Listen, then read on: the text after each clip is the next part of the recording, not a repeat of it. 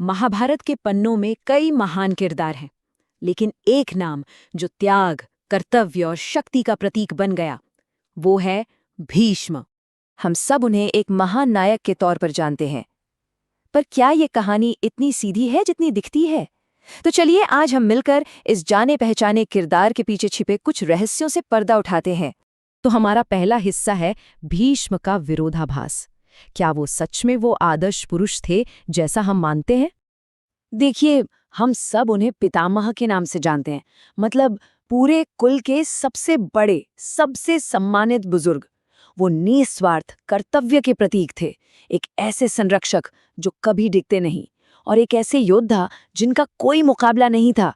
उनकी छवि जानते हैं कैसी है? एक मजबूत स्तंभ की तरह, जिसे कोई हिला तक नहीं सकता।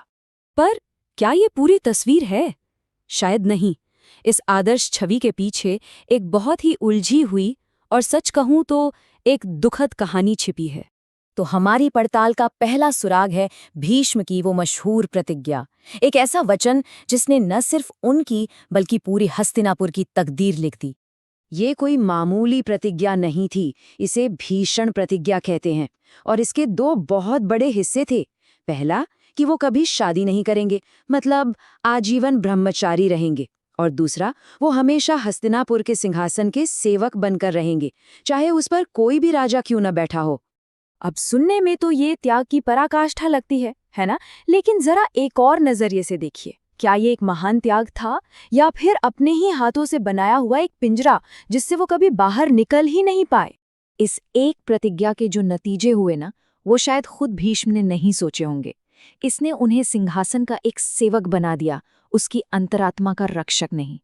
मतलब वो सिर्फ आदेशों का पालन करने के लिए बन गए थे, चाहे वो आदेश सही हो या सरासर गलत।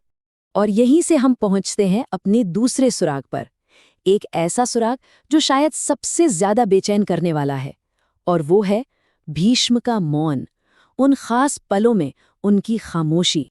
जरा सोचिए, जब भरी सभा में द्रौपदी का अपमान हो रहा था, जब पांडवों के साथ लगातार अन्याय हो रहा था, तब वो एक इंसान जो सब कुछ रोक सकता था, वो चुपचाप खड़ा देखता रहा। आखिर क्यों? इसका जवाब ना उनके अंदर चल रहे एक बहुत बड़े संघर्ष में छिपा है। देखिए, एक तरफ थी उनकी व्यक्तिगत प्रतिज्ञा, जो उन्हें राजा की हर बात मानने को मजबूर करती थी, और दूसरी तरफ था उनका धर्म, जो उन्हें न्याय के लिए लड़ने को कहता था। और अफसोस की बात यह है कि उन्होंने अपनी व्यक्तिगत प्रतिज्ञा को धर्म से ऊपर रखा। और ये हमें एक बहुत बड़े सवाल पर लाकर खड़ा कर देता है, किसी एक वादे को निभाने की क्या कीमत है अगर उस वादे की वजह से समाज में अधर्म फैल रहा हो। अब हम आते हैं अपने तीसरे और आखिरी सुराग पर, जो छिपा है उनकी मृत्यु में। उनका अंत किसी आम योद्धा जैसा बिल्कुल नहीं था, बल्कि वो अपने आप में एक संदेश था। जब महाभारत का युद्ध खत्म हुआ तो वो तुरंत नहीं मरे। वो हफ्तों तक बाणों की शैया पर लेटे रहे, अपने शरीर को छोड़ने के लिए सही समय का इंतजार करते रहे।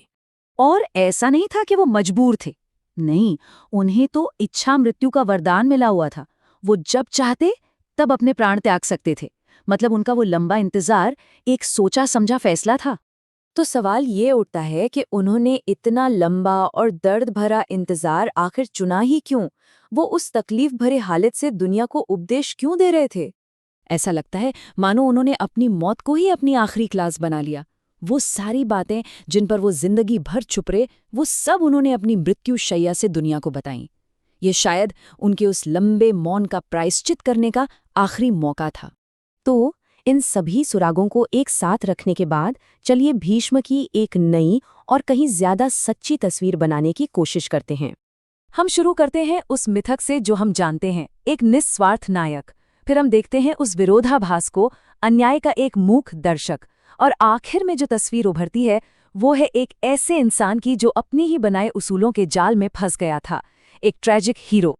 असल में भीष्म की कहानी वो अच्छे या बुरे की कहानी है ही नहीं, ये कहानी है इंसानी उलझनों की।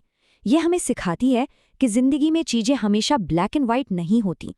वो एक ऐसे इंसान थे जिन्होंने सही करने की कोशिश तो की, लेकिन उनके सिद्धांत इतने कठोर थे कि वो खुद ही अन्याय का एक जरिया बन गए। और अंत में ये एक सवाल है जो हमेशा रहेगा, क्या भीष्म हस्तिनापुर के संरक्षक थे या फिर अपनी ही प्रतिज्ञा के सबसे पहले शिकार? इसका जवाब शायद हम सभी को अपने अपने अंदर खोजना होगा।